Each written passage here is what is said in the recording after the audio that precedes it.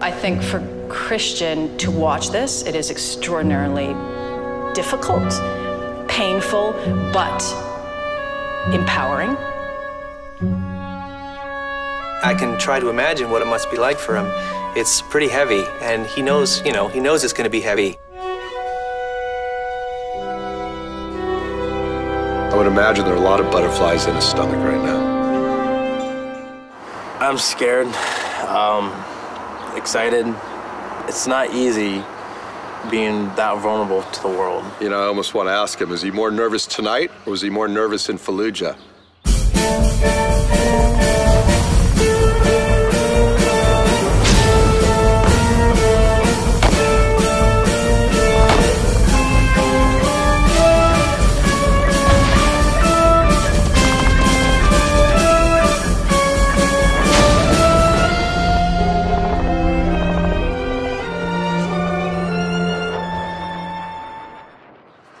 The mission of Explorer is to champion the selfless acts of others. And I'd always wanted to do a project on the selflessness of the U.S. military. A bunch of soldiers came out, and we were using the theme of the power of nature as healing, and in this case, fly fishing.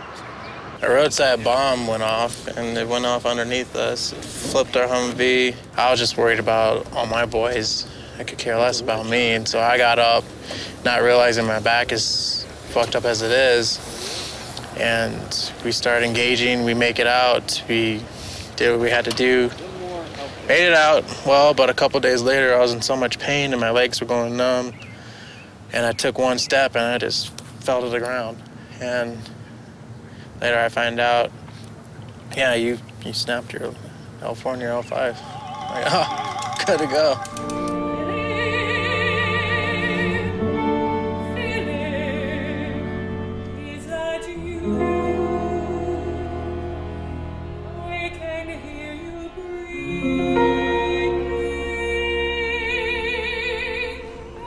It comes at such a force and intensity that it's sometimes it's not, you're not able to handle it. I've been to the hospital many times, more so than for my back, because, I'm having too many dark moments. Yeah, I can't tell you how many times I've tried to,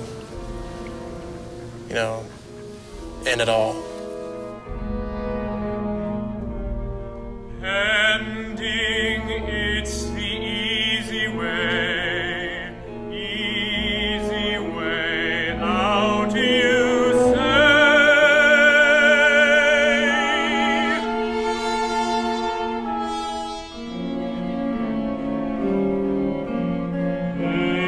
It's not easy to build a boundary, been living with a tore down everything.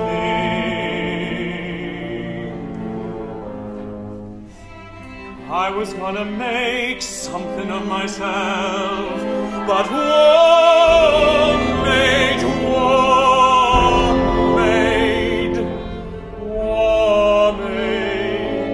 something else.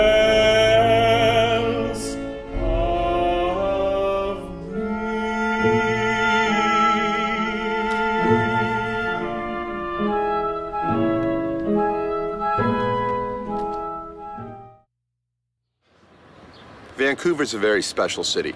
I think of it as a pearl of the planet. There's some really unique, conscious individuals here. And the former mayor, Sullivan, was holding a salon.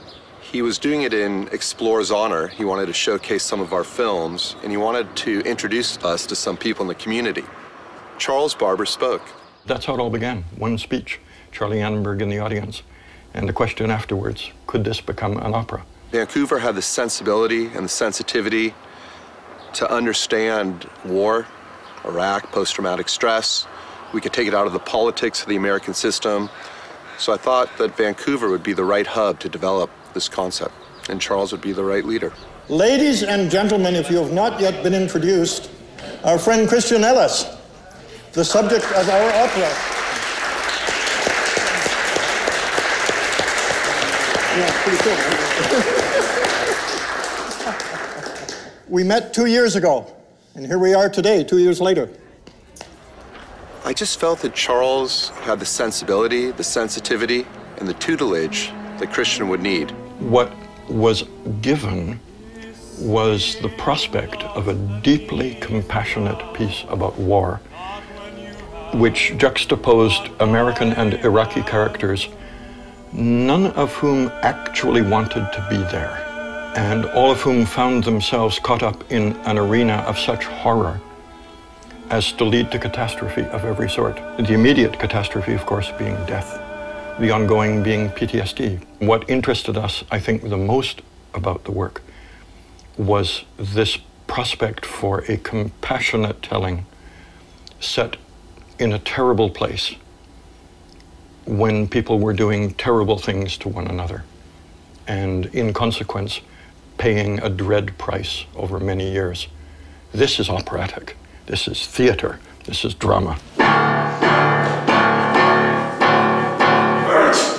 Dragged. Match them more. The end of each word must sound exactly like the end of the other. Burnt. Dragged. Yes. The horror of the word must be matched by that of the sound, and it's not burned like toast. Burnt. Burnt. Dragged. Burnt. Dragged. That's it. Now match them as we sing. Pitches, David. 3, 4. Burnt like charcoal. Dragged through the street and off a bridge. Burnt like charcoal. Dragged through the street then off a bridge. Burnt like charcoal. Dragged through the street then off a bridge. Burnt like charcoal. Dragged through the street then off a bridge. To see all this hard work and be a part of something where you're creating music for hopefully generations to come, and that the fact that they do that for a living is badass.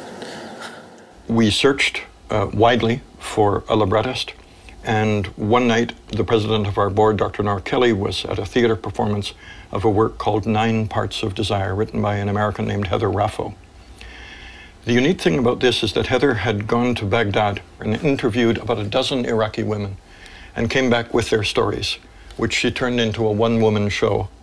Nora called me very late that night and said, I think we found our librettist. My background is Iraqi and American. My father's from Iraq and my mother's American, and although my dad has been living in America for almost 40 years, all his brothers and sisters are still in Baghdad, so I have about 50 family members living in Baghdad. You know, it's Saddam's time and multiple wars and the sanctions period. It was quickly apparent that all of the other librettists that we had looked at, people of great skill, of high reputation, did not bring to the table the unique understanding that Heather brings of Iraqi and American culture, because she was born into this. She gets it. At the time that I was approached, I had the treatment that Christian had written. I said, okay, I'll tell you what I need. That's I need to meet Christian. I said, would you please, if you hire me, fly him to New York for a week? And Charles said, absolutely. And that was really the beginning. She's incredible. It's not easy for me to open up to people, especially tell them every dark secret that I have, every fear, every tear I've cried, every guilt, to give her material to write this opera, put words into people's mouths. He is so actually able to articulate with incredible emotional intelligence the things he has lived, and they are some really, really difficult things. She has this heart and this soul that just broke through through every barrier that I had, every wall that I created. When I met Christian, it was, I found that a lot of the conversation about his past was reference to his family, particularly the different mother figures that had been in his life. He happens to be adopted, and he had been in foster care, and so there was a lot of different stories about mothers coming from Christian.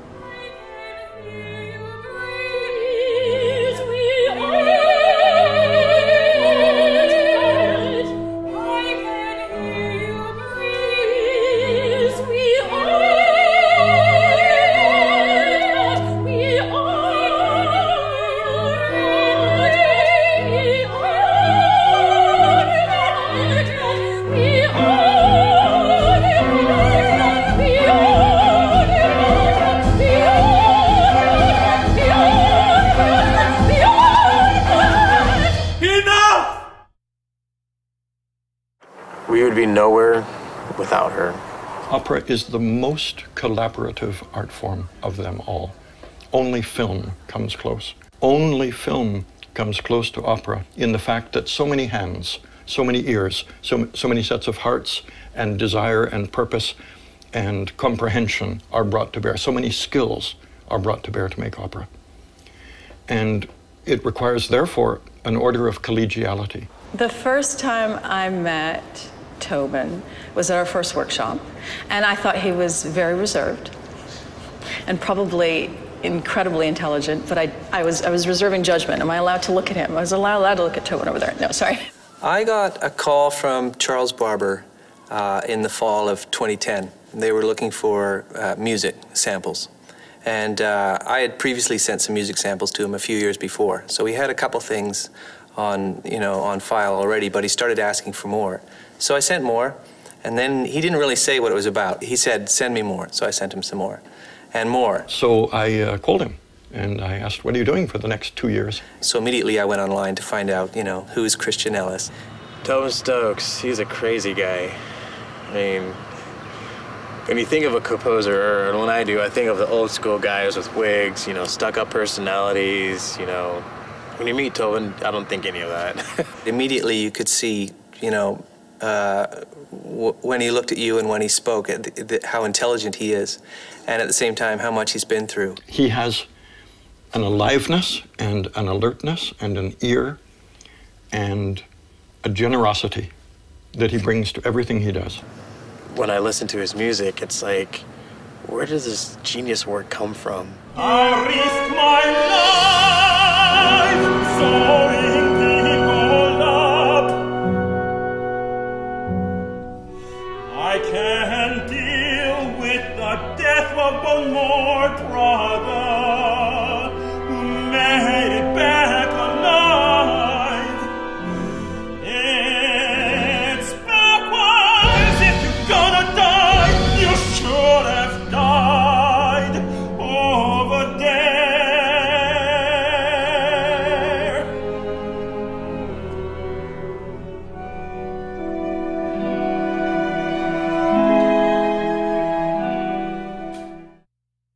The first workshop was all about the libretto, and there were actors speaking the words, so there was no musicians in the room per se. I mean, we sat around a table and had actors work through it over and over, and eventually stand up on a stage and just speak it through. And that was the real spark for me to start writing. And that was at the end of a 2-day workshop. And that's when I went, aha, now I know what I need to do. The second workshop was extraordinary because the second workshop was pianos and vocals for all of Act One, and it was the first time I had ever heard the music or ever heard music to anything that I had written. So it was really a powerful experience for me personally. I loved it. There's one particular solo in it that is sung by the character named Taylor. It's something that was absolutely extraordinary to hear for a first time and continues to be every time. I only know I have so much. I have so much too. I have so much. I have too much too. Sniper!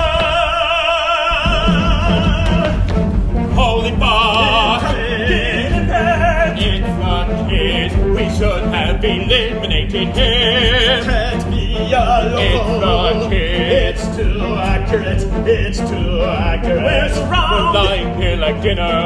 We're lying here like dinner. His brains are in my mouth.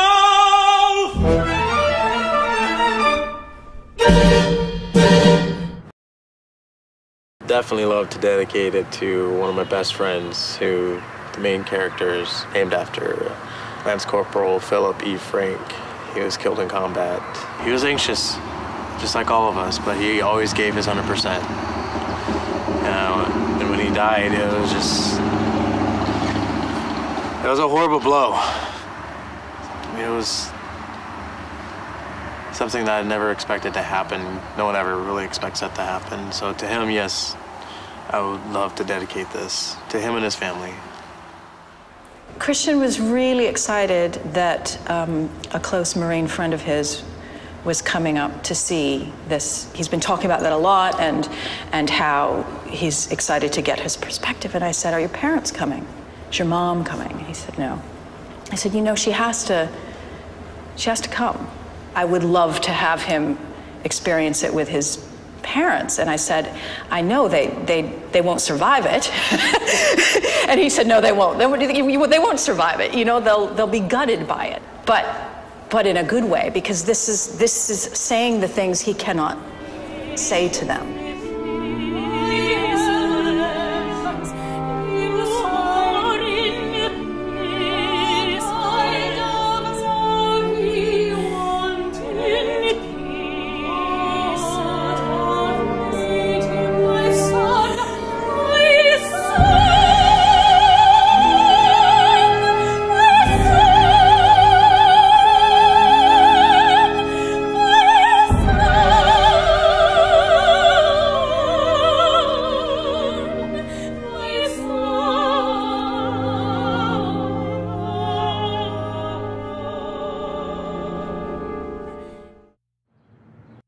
Fallujah, this opera, is just a great example of how people can come together. Art is the best way to get a conversation going. My hope for this opera is that it is a conversation, builds a conversation, particularly for people who aren't talking to each other. So let's say, like in this opera, a mother and son who's returned from war, family members that have returning servicemen and women that see this, that want to go home and begin that conversation. But I think beyond that, what really needs to happen, particularly in America, is a conversation between civilians and military. My hopes for this opera are that it does what it was intended to do, and that we honor the Annenberg Foundation and give them a tool to communicate PTSD with audiences and get people talking through art. It's so great that you can share a musical and artistic experience with people, and how that can lead to an education and lead to so many other things and lead to healing. Music has always had an amazing effect on me in ways that medicine, pills, talking to a doctor in an office will never achieve. This opera has taken taken some of the issues and put it right in front of me to face. It's given me hope, which is the hardest thing for veterans, to find hope, to find purpose, because for a great part of my life, there's no hope. I had no hope in any way. The journey just begins now, and I'm aware of that. You know, the next step will be, does this opera have a home in society elsewhere? I want people to understand that when they see a news line on TV and they see underneath 2 Marines were killed or 2 soldiers were killed, 2 lives and their families were just destroyed, and you don't know their lives. What about these 2 people? What did they accomplish in their life? I want people to really understand and walk away that, wow, I never realized this is what people go through. That's what I want, the understanding, the compassion, and the drive to help.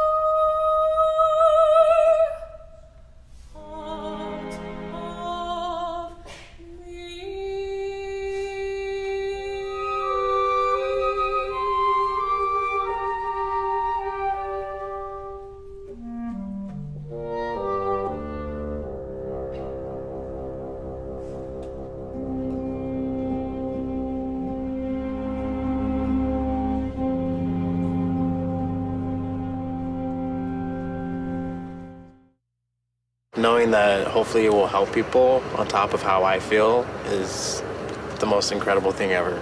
It's gonna be amazing.